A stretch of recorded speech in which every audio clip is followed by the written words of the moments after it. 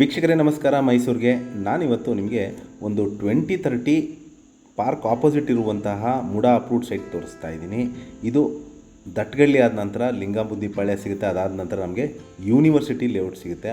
ಆ ಯೂನಿವರ್ಸಿಟಿ ಲೇಔಟಲ್ಲಿ ಒಂದು 2030 south facing MUDA approved ಹಾಗೂ ಪಾರ್ಕ್ ಆಪೋಸಿಟ್ ಇರುವಂಥ ಸೈಟ್ ಸೇಲಿಗೆ ಬಂದಿದೆ.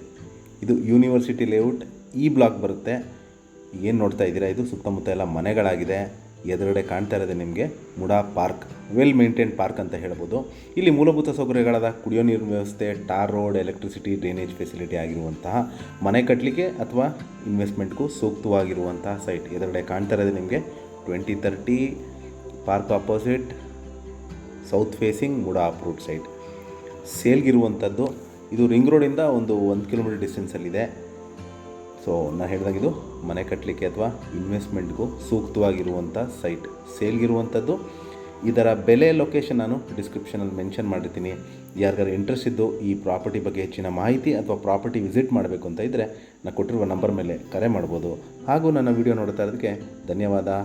ನಮಸ್ಕಾರ.